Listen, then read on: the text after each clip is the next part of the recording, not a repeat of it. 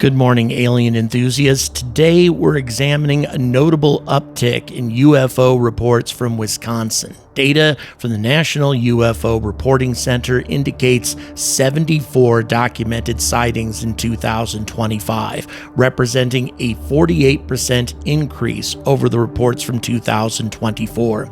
This surge includes clusters near Lake Michigan, with 4 incidents specifically in Manawha County alone. Early 2026 has already added at least one more, an orb-shaped anomaly over Spencer on January 4th. To contextualize this, we'll trace potential patterns back to the 1975 UFO outbreak, which centered on this region and adjacent parts of Canada, a period marked by over 200 corroborated reports in the Midwest alone. We'll conclude with a detailed case study, the 1975 Travis Walton incident, perhaps the best documented and most controversial UFO abduction case in history and the climax of the 1975 outbreak. If you're interested in a rigorous analysis of these kinds of events, well, just keep watching because we're about to dive into this right now. Good morning, alien enthusiasts, and welcome to another Angry Alien Bulletin. It's been some time since I've talked about UFOs, at least UFOs that are restricted to our atmosphere. As a matter of fact, out of the last 6 videos that I have released, 5 of them have had nothing to do with 3i Atlas or anything extraterrestrial civilization oriented. And it's time to get back to that because all you have to do is look at the views on all of my videos to see what most of the viewers really want, and that is topics like this. And it couldn't be a better time because right now it's being reported that there is a new UFO outbreak taking place. And this time, instead of taking place in New Jersey, it's happening in Wisconsin, sort of Great Lakes area, and perhaps a little bit in Canada as well. Quite a number of sightings. As a matter of fact, a 48% increase in the number of sightings compared to 2024. And we've already got some new sightings for 2026. But as you know, when I report on these types of topics, I don't like to restrict myself to what is happening currently, because these days with AI and with all of the computer and camera trickery that can be used in any sort of UFO film, UFO photos, etc., I find the stuff that happened 50 or so years ago, or perhaps even further back than that, to be a little bit more credible, at least when we're talking about photos or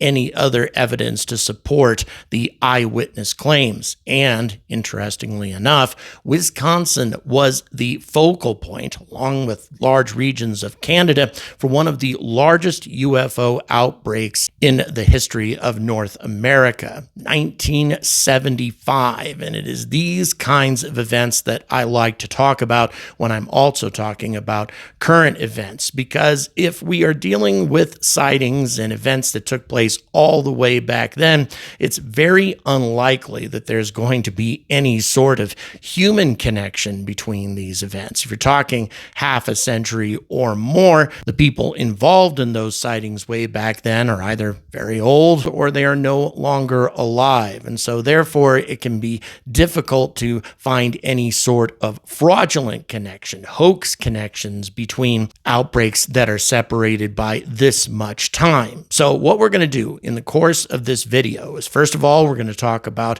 what's happening currently, and we're going to turn the clock back to 1975 and that outbreak. Then finally, we're going to wrap this up with an event that took place at the end of 1975, the climax, if you will, of the 1975 outbreak, perhaps the most famous UFO abduction case in history. Now, a quick note, this footage that I'm using is from Jenined's collections that he makes available to Patreon supporters, and to be very clear, I'm not going to be showing you that entire video. If you want to see the whole thing, you're going to need to support him on Patreon because YouTube demonetized him, so that's the only way he can make a living off of what he does. In any event, let's go ahead and continue with the sightings in 2025. In 2024, there were 50 total sightings in the Wisconsin area. There were 74 in 2025, with a 48% change, and Manawa was the focal point, including this particular sighting, a series of photographs that were taken, one of which revealed these triangular-shaped objects that were there one moment and gone the next. As a matter of fact, the photographer didn't even notice they were there until they actually had a chance to examine the photographs. There are also clusters around Lake Michigan, focused again around Manawa and Lake Superior. Now, as far as morphologies are concerned, 25% of them are orb-shaped, but 18% of them are triangular, and that is a very strange inconsistency because overall, according to the Pentagon, only about 1 to 2% of sightings tend to be triangular in shape. So this is a very unusual morphology for these objects. Now, as far as the data is concerned, the National UFO Reporting Center relies on voluntary submissions from eyewitnesses, cross-referenced where possible with radar or video evidence. While not peer-reviewed, this data set offers a valuable index of public perceptions and potential anomalies.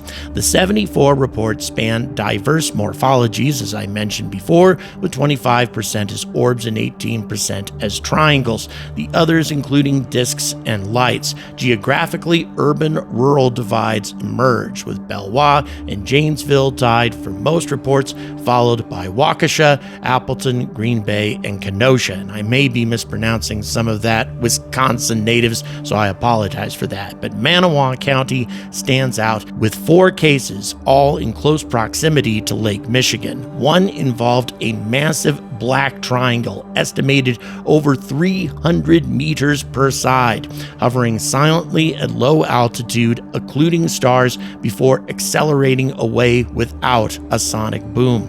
Another witness reported a stationary, high-altitude object emitting intermittent pulses, consistent with non-conventional propulsion signatures. In Oshkosh on November 4th, a factory observer captured video of a dish-shaped craft gliding parallel to the ground approximately 50 meters up, exhibiting no visible exhaust or rotors. And about 45 seconds is how long that object remained in sight. And then Lake Superior, December 6th, described as an unknown shape pacing a vehicle for 2 to 4 minutes, with 2 observers noting electromagnetic interference to their radio. Now, as far as 2026 is concerned, there's something called the Spencer Orb on January 4th, reported at 2200 hours local time, which manifested as a luminous sphere maneuvering erratically over rural fields, visible for several minutes before fading. A January 24th fireball across the Midwest was initially misattributed but confirmed as a meteor by the American Meteor Society, underscoring the need for multi-sensor verification in UAP analysis, which is, by the way, something that the Galileo Society and Avi Loeb are trying to implement once they actually get some more funding. These patterns, proximity to water bodies, silent operation, and rapid maneuvers echo historical flaps and warrant further investigation, potentially via NASA's UAP studies, although I have a feeling that's not going to turn up anything, or congressional inquiries prompted by these recent Manawa reports. So this sudden uptick in sightings invites comparison to prior events, such as the 1975 UFO outbreak.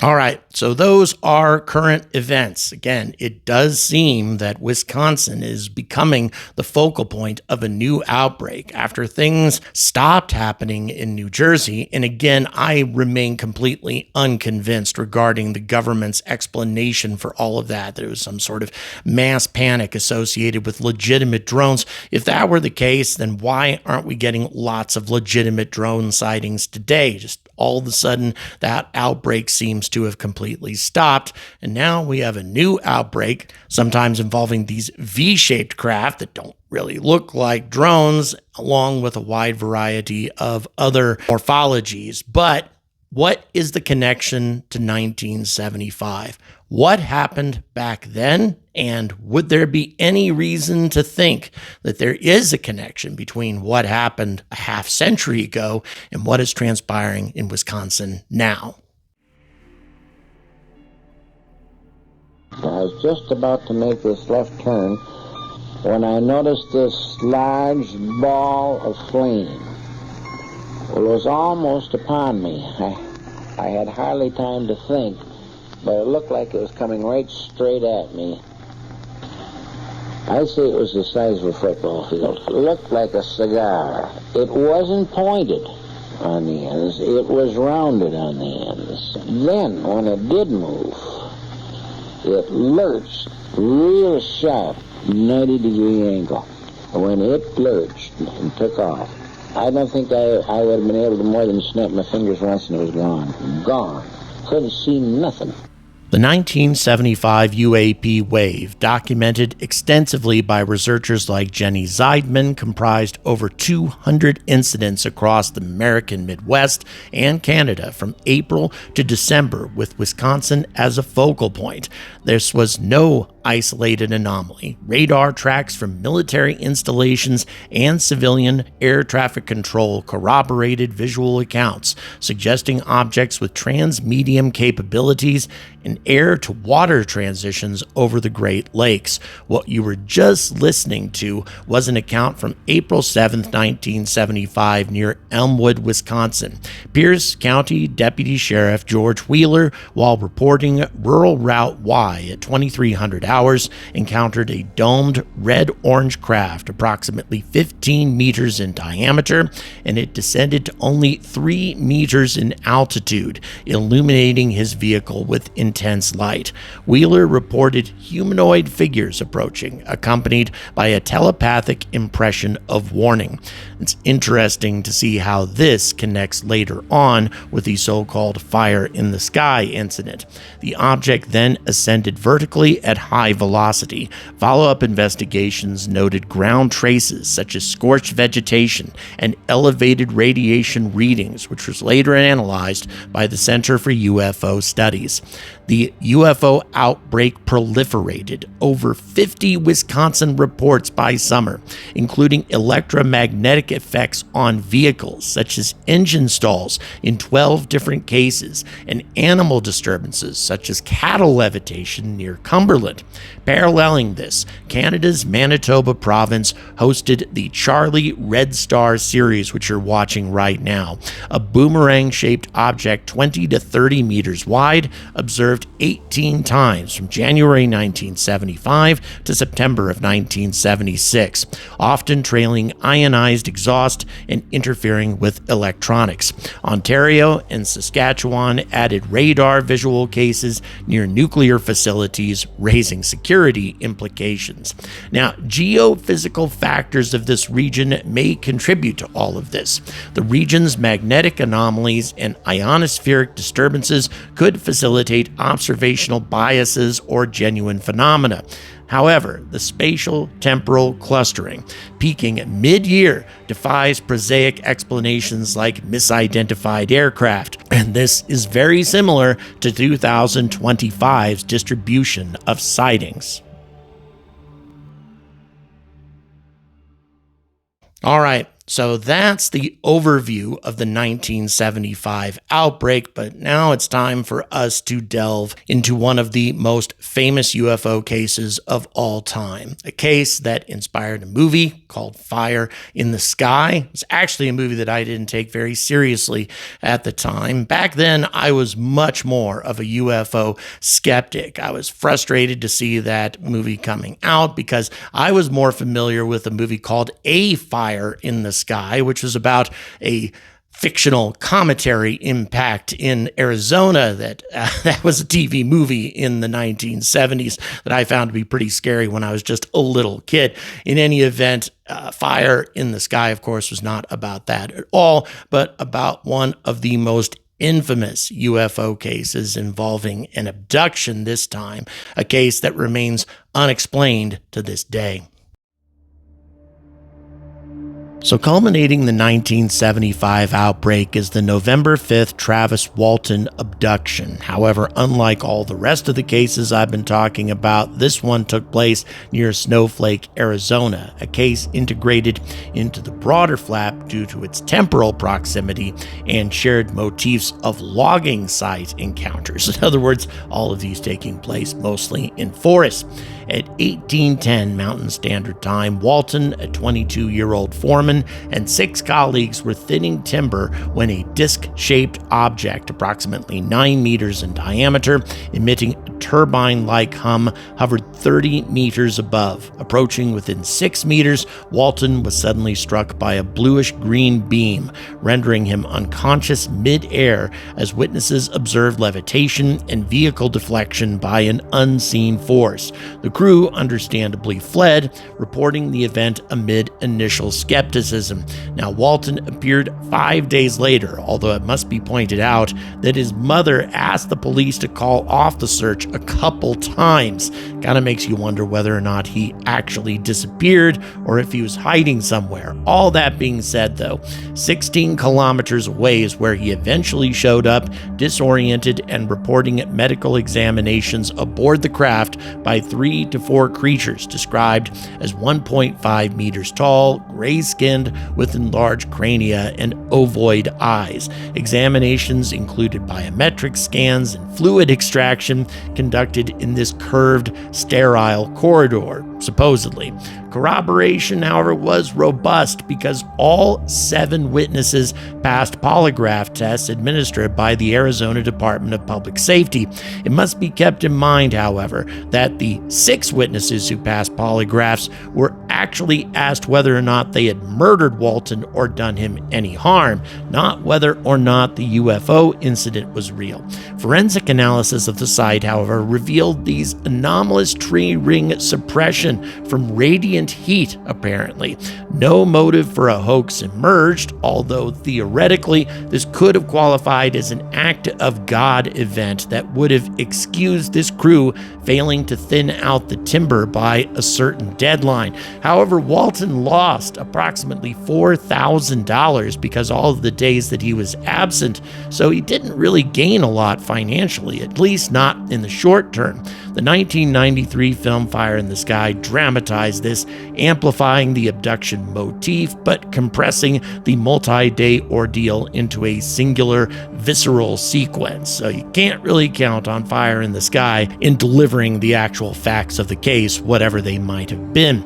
This incident, which was one of 15 abduction reports in 1975, underscores the psychological and physiological impacts. Walton, regardless of whether he was telling the truth or not, endured PTSD symptoms for years, and these were documented in follow-up studies. Now, to be clear, not only do skeptics dismiss all of this as being a hoax that eventually netted the crew a $5,000 prize from the National Enquirer, but in addition to that, many UFO enthusiasts also think that this was a hoax of some kind. But it's interesting to note that over all these decades, not one of these witnesses has recanted their story. They have all stuck to it fanatically ever since. There was one individual who briefly said that it might have been faked, or that the UFO looked real, but he thought Walton faked it somehow, but then he recanted granted, and it's important to note that the two of them were having a significant disagreement at the time,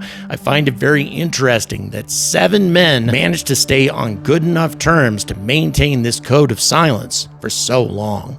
And there's one other detail to keep in mind when it comes to polygraphs. An independent polygraph specialist was called in to interview Walton himself, and this particular specialist said that Walton had been lying all along and was even trying some techniques to fool the machine, which of course he was unable to do. So the only polygraph test that was ever administered specifically in regards to the appearance of the UFO, Charlie Walton failed that particular test. Doesn't that make this an open and shut case?